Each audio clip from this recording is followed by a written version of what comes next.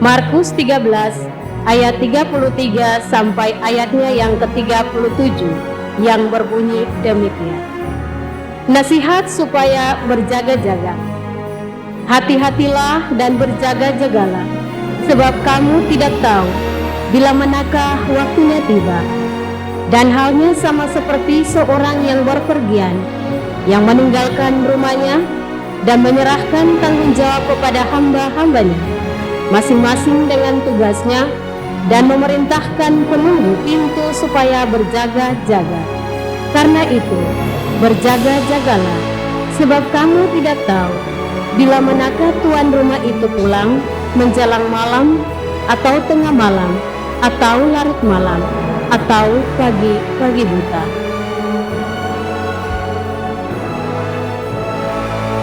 Supaya kalau ia tiba-tiba datang, jangan kamu didapatinya sedang tidur. Apa yang kukatakan kepada kamu, kukatakan kepada semua orang, berjaga-jagalah. Demikianlah firman Tuhan. Mensyukuri 10 tahun perdamaian Porto. Ini sejarah. Sejarah bagi kehidupan kedua negeri ini. Sejarah bagi kehidupan kedua jemaat ini. Bagaimana kita memandang peristiwa yang historis ini, yang punya makna sejarah ini, dalam langkah-langkah pelayanan maupun kehidupan kita di kekinian. Saya mau memulainya dengan mengajukan 2 pandangan tentang sejarah yang umumnya dimiliki oleh manusia. Yang pertama, orang kerap memiliki pandangan bahwa sejarah dilihat sebagai sebuah lingkaran. Artinya sejarah dipandang sebagai rentetan peristiwa yang berputar dan berulang kembali tanpa arah dan tujuan. Seperti perputaran matahari atau bulan, tidak berujung pangkal dan tidak ada habis-habisnya. Apa yang dahulu lenyap akan muncul lagi, kemudian lenyap, kemudian muncul lagi, begitu seterusnya. Itu pandangan tentang sejarah sebagai sebuah lingkaran. Pandangan yang kedua, orang cenderung melihat sejarah sebagai sebuah garis lurus, di mana setiap peristiwa berkaitan satu sama lain dan mempunyai satu arah atau tujuan, serta memiliki satu makna. Sejarah itu ibarat garis lurus yang terus memanjang, bahkan mungkin menanjak menuju kepada satu titik, menuju kepada satu masa. Dia tidak akan lenyap, kemudian muncul lagi, lenyap, kemudian muncul lagi. Tapi dia menuju kepada satu tujuan. Pandangan bahwa sejarah itu ibarat garis lurus yang menuju kepada satu tujuan itulah yang dikembangkan dalam kehidupan orang Kristen. Bahwa peristiwa demi peristiwa adalah titik demi titik yang terus memanjang, membentuk garis, kemudian mengarah kepada satu tujuan. Nah, kalau kita mengaitkannya dengan 2 momen yang kita rayakan di saat ini, kita bisa mengatakan peristiwa kelahiran Yesus yang kita peringati di dalam Natal adalah satu titik atau momen yang menentukan sejarah. Begitu pula peristiwa perdamaian di antara Porto dan Haria adalah satu momen, satu titik yang menentukan sejarah bagi kedua negeri ini. Kristus datang memberitakan kerajaan Allah. Tapi lebih daripada itu, selama 3 tahun Kristus bertindak mewujudkan kerajaan Allah itu di dalam kehidupan umatnya. Ia menyampaikan kabar baik bagi orang miskin, ia memberitakan pembebasan bagi yang tertawan, ia mencelikan mata orang buta, ia memberikan pembebasan bagi yang tertindas dan lain sebagainya. Semuanya mengarah pada satu tujuan, hadirnya kerajaan Allah di dalam kehidupan umatnya. Berlakunya kerajaan Allah di dalam kehidupan umatnya. Nah, ini yang mesti kita lihat, kemudian kita maknai dalam keadaan kita saat ini yang mensyukuri perdamaian yang terjadi antara Porto dan Haria hari ini, tahun ini, tepat 10 tahun. Bahwa tahun 13, bahwa tahun 2013 adalah titik awal perdamaian kedua negeri ini. Tentu tujuannya ada. Titik tujuannya harus ada, bukan hanya titik awalnya. Titik tujuannya adalah terciptanya kesejahteraan hidup bersama. Di antara titik awal dan titik tujuan itu tentu ada titik-titik orientasi yang mesti dicapai supaya tujuan itu bisa diraih. Karena itu menurut saya, setiap tanggal 27 bulan berjalan berkumpul itu bukan sesuatu yang rutin dikerjakan. Tapi itu titik-titik yang sedang dijalani untuk membentuk satu garis menuju kepada satu tujuan. Jadi bukan sekedar sesuatu yang sifatnya selebrasi, sesuatu yang sifatnya formalitas. Tetapi dia punya makna. Karena kita memandang proses ini akan menuju kepada satu tujuan atau satu pemaknaan di masa depan. Nah, dalam kaitan dengan itu, maka kita diajak untuk merenungkannya bersama dengan penulis Injil Markus pasal 13 ayat 33 sampai dengan 37. Apa yang mau dikerjakan supaya titik awal dan titik tujuan kita itu, titik orientasinya punya makna. Ya. Apa yang mau kita lakukan di antara 2013 sampai 2023, bahkan mungkin ke 2000 berapa puluh tahun ke depan lagi. Harus ada titik orientasinya. Satu yang ditawarkan oleh penulis Injil Markus adalah berjaga-jagalah. Berjaga-jagalah. Di dalam Injil Markus disebutkan Yesus mengatakan berjaga-jagalah. Apa yang dimaknai dengan berjaga-jaga itu? Ini bukan berarti kita akan menunggu datangnya kerajaan Allah yang sempurna itu, yang sedang kita bicarakan tadi. Bukan juga kita sedang meramalkan apa kiranya yang akan terjadi di masa depan. Tidak. Tetapi yang dimaksudkan dengan berjaga-jaga itu adalah bekerja secara aktif bersama Yesus, menampakkan tanda-tanda kerajaan Allah itu hingga tiba waktunya Yesus sendiri menyempurnakan kerajaannya itu. Bekerja secara aktif, menampakkan tanda-tanda kerajaan Allah. Kalau kita belajar, mulai dari kitab-kitab Injil, bahkan Alkitab secara menyeluruh akan menyebutkan kerajaan Allah itu tandanya tidak dilihat secara fisik. Tetapi dimaknai, dilihat, dipahami dengan kehadiran hidup yang penuh sejahtera. Dimaknai dan dipahami dengan kehadiran atau pemberlakuan sukacita dan kebahagiaan. Kejujuran. Prinsipnya adalah semua hal baik.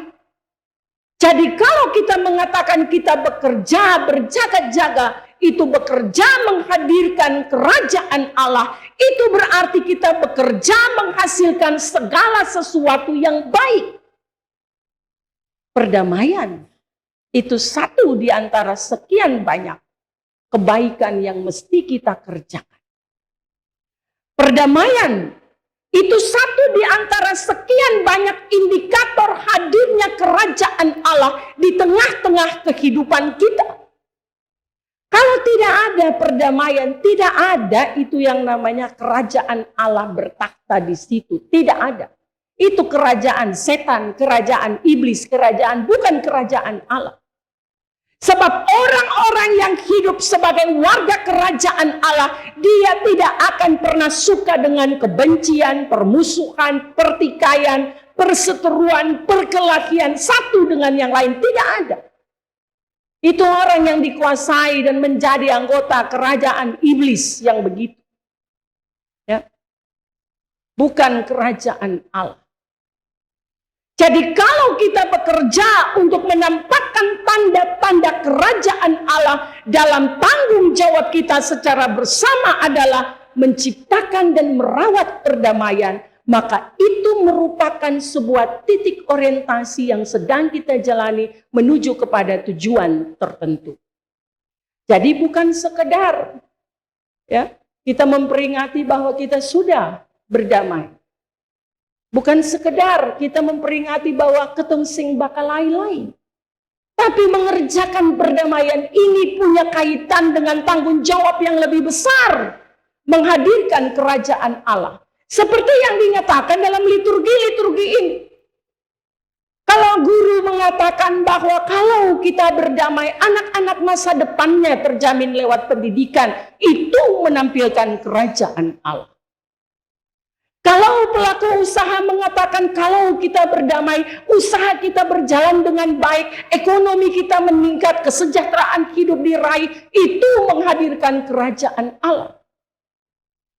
Jadi tidak usah berpikir terlalu jauh, spektakuler, seolah di awan-awan sana, bahwa menghadirkan kerajaan Allah itu begini-begini. Tidak, dimulai dari perilaku hidup sehari-hari. Mulai dari sikap hidup sehari-hari, mulai dari hal-hal kecil yang kita kerjakan untuk diri sendiri pun untuk orang lain, sehingga dia berdampak bagi kehidupan bersama. Kadang orang suka terjebak dalam pemahaman, mengerjakan, menghadirkan kerajaan Allah itu berarti memunculkan nilai-nilai hidup kesalehan, dan dia hanya berpikir bahwa itu urusan dia dengan Tuhan. Kelompok-kelompok tertentu punya pemahaman begitu. Ya. Menghadirkan kerajaan Allah, bekerja menghadirkan tanda-tanda kerajaan, seolah-olah itu hanya urusannya dengan Tuhan. Oh tidak. Urusan dengan Tuhan itu urusanmu pribadi. Tapi Tuhan mau juga ada urusanmu dengan orang lain yang mesti dibereskan. Yang mesti dikerjakan, yang mesti dilakukan. Jadi jangan bilang menjadi pelaku damai hanya karena kita rajin sembahyang per Tuhan, tapi ketong hidup sing bae dengan orang lain. Jangan bilang menjadi pelaku damai, agen perdamaian, kalau misalnya kita selalu menunjuk bahwa relasi kita baik dengan Tuhan, tapi suka beribut misalnya dengan Birman, yang pakai itu. Ya. Jangan putar balik, jang munafik gitu. Ya. Lalu bicara bagus, bicara hebat, bicara sorohani padahal kelakuan rohana. Ya.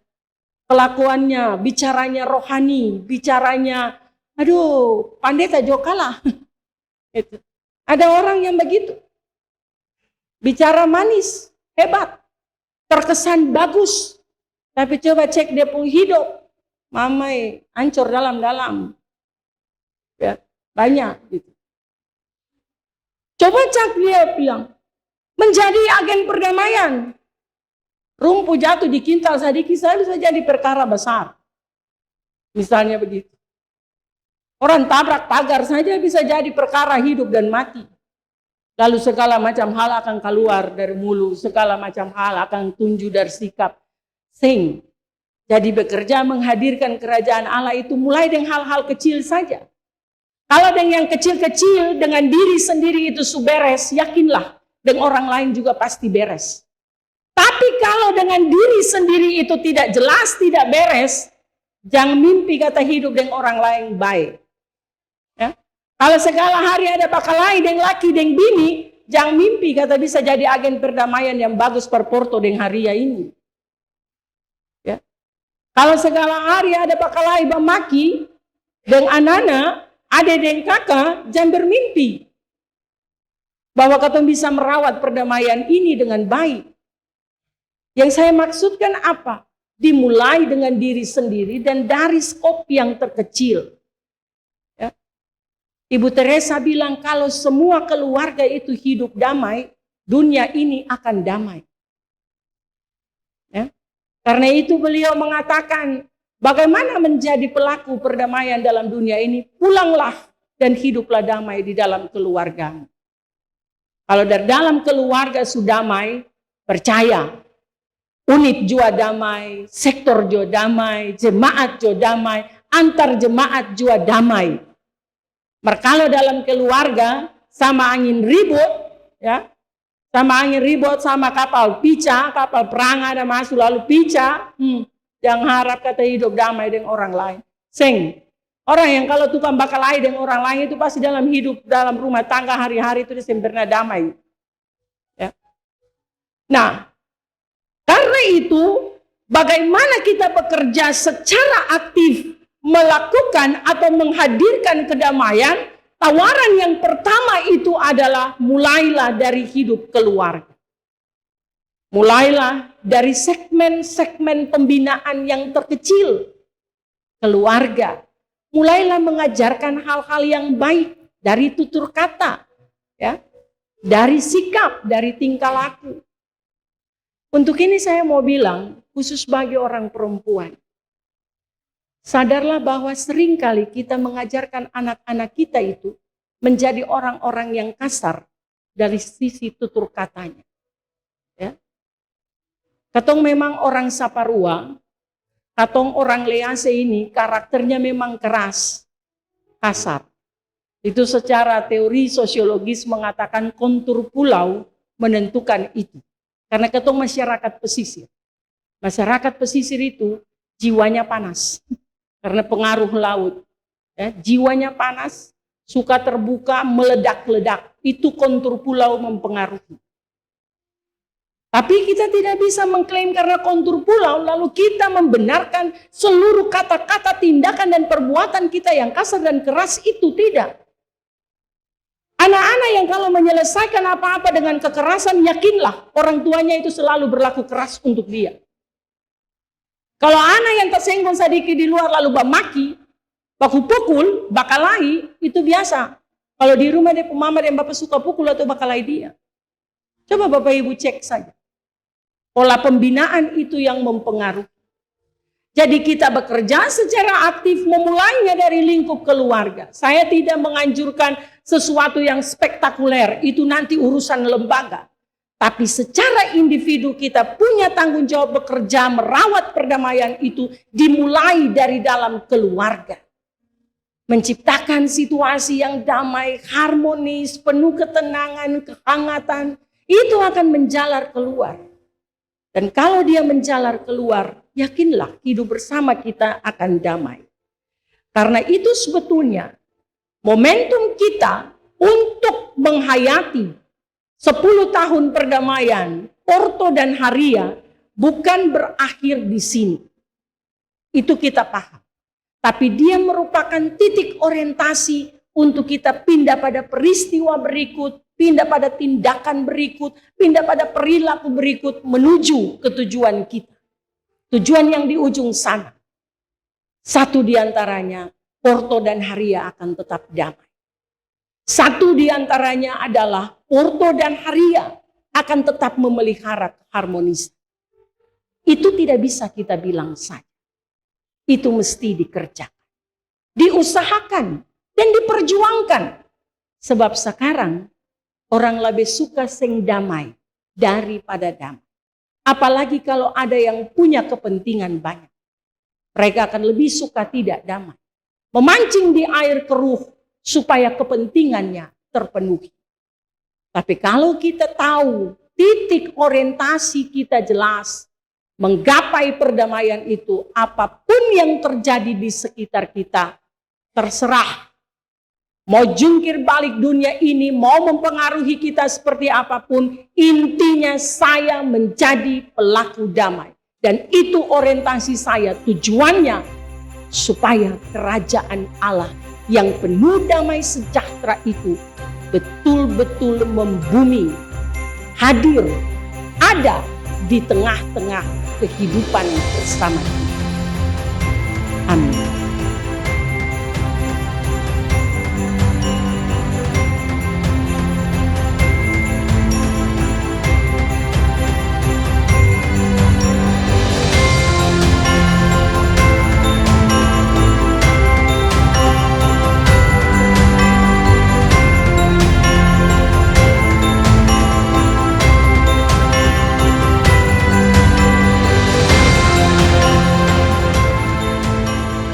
Damai sejahtera yang berasal dari Allah Bapa, Tuhan kita Yesus Kristus dan Roh Kudus mengisi hati saudara-saudari untuk berdamai dengan semua orang. Amin.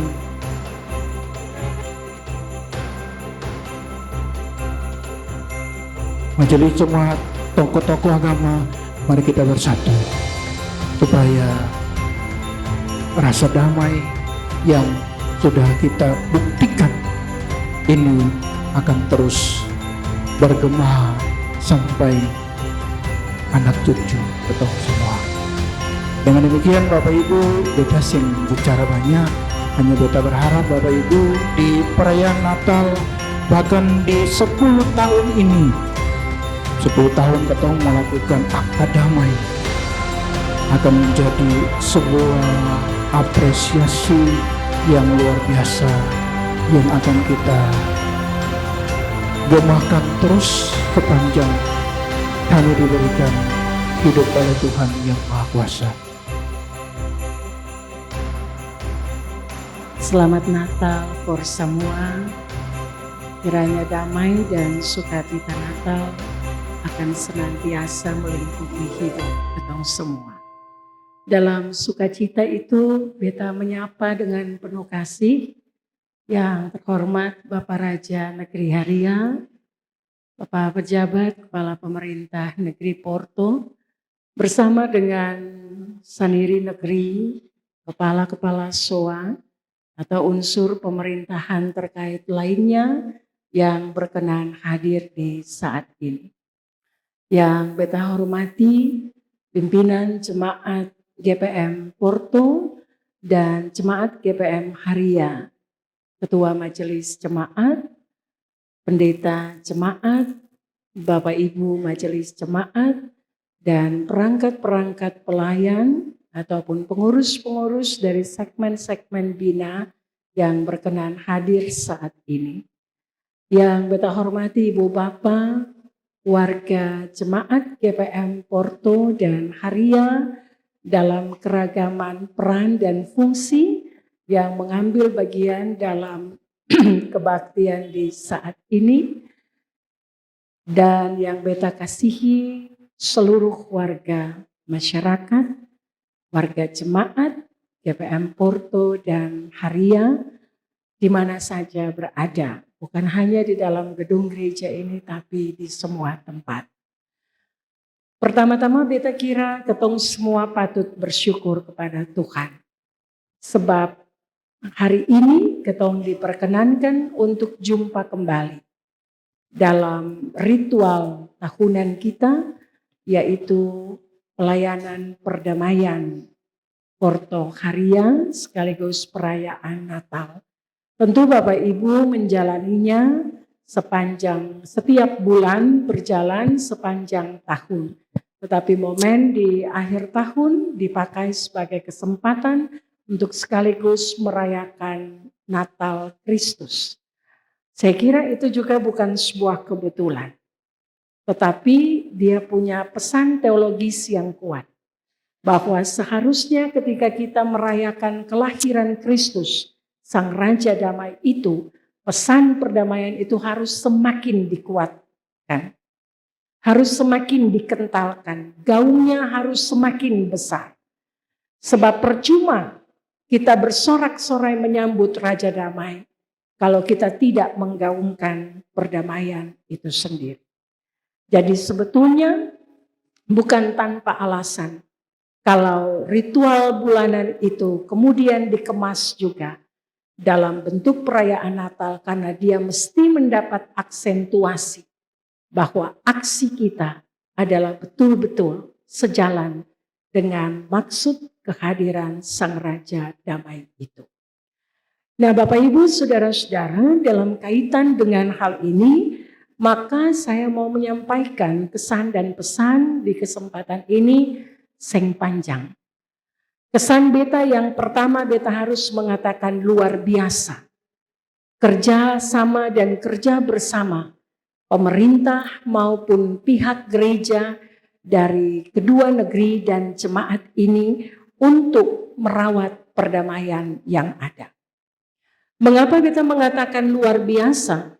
Sebab mudah untuk meraih, tapi untuk memelihara itu tidak gampang.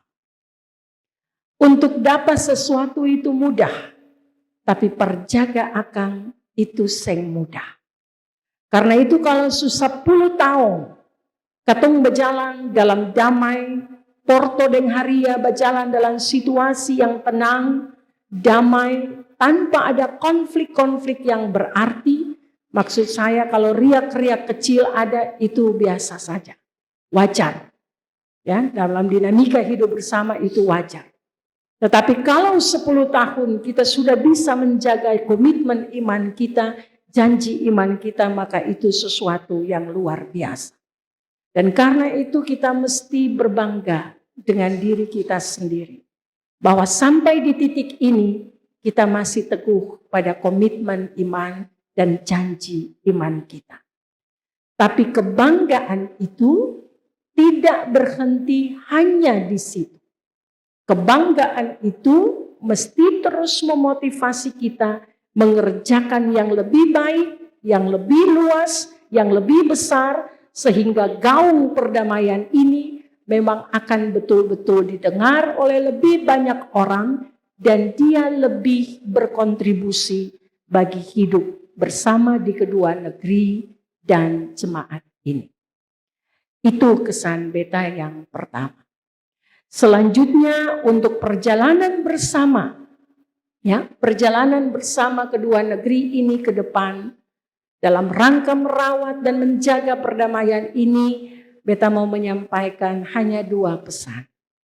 Yang pertama, seperti yang beta tegaskan di khotbah tadi, berjaga-jagalah. Waspadalah, mawas dirilah, baik secara individu maupun kelompok.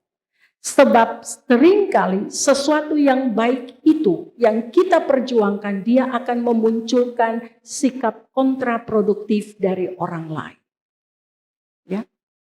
Baik bagi kita, belum tentu orang lain suka dengan itu. Ya. Kita tenang dan damai, belum tentu orang lain suka. Bisa saja ada orang yang mau merusak perdamaian itu. Bisa saja ada orang yang mau mengganggu ketenangan dan keharmonisan itu.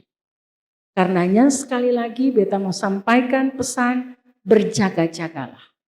Waspadalah, mawas dirilah, jangan gampang terprovokasi, jangan gampang terhasut, jangan mudah dijadikan alat atau ditunggangi untuk kepentingan apapun yang dampaknya akan mengganggu keamanan dua jemaat atau negeri ini.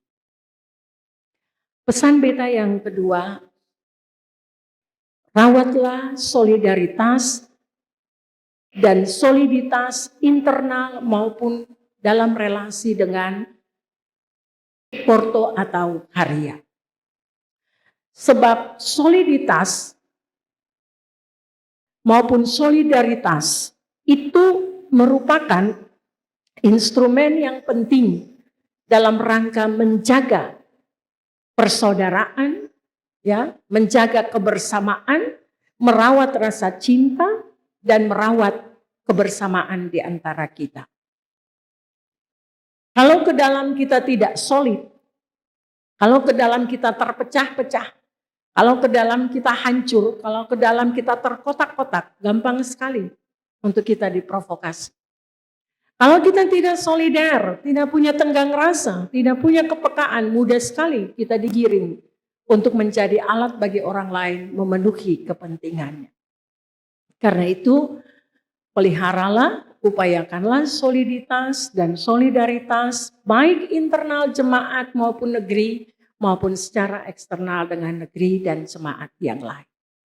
Dua hal ini kalau dirawat dengan baik, sambil kita meletakkan pengharapan kita kepada Tuhan yang mempercayakan tugas perdamaian ini bagi kita, saya percaya apa yang kita ikrarkan bersama di 2013 itu akan terpelihara bahkan sampai Tuhan datang nanti. Bukan hanya untuk anak cucu kita, tapi sampai Tuhan datang nanti. Kuncinya juga, ini yang ketiga yang saya mau rangkai, komitmen bersama. Tanpa komitmen kita tidak meraih apapun. Bicara oke, tapi harus punya komitmen untuk melakukan. Ya, 1000 kali ketong bicara, tapi kalau ketong sing bikin orang sing dengar ketong.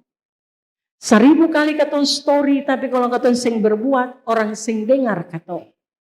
Tapi kalau ketong bicara, ketong bikin, ketong bicara, ketong lakukan, pasti orang dengar.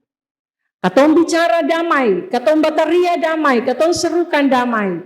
Ketong mulai nomor 1 untuk menampilkan damai, menyatakan damai itu. Maka ketika ketong panggil yang lain, mari ketong pi perbikin damai. Orang sing ragu untuk ikut ketong. Itu kesan dan pesan yang beta mau bilang dengan keyakinan sungguh Bapak Ibu pasti akan termotivasi memiliki kemauan yang kuat untuk merawat perdamaian ini. Sebab ini bukan hanya urusan di antara kita dengan sesama, tapi juga kita dengan Tuhan.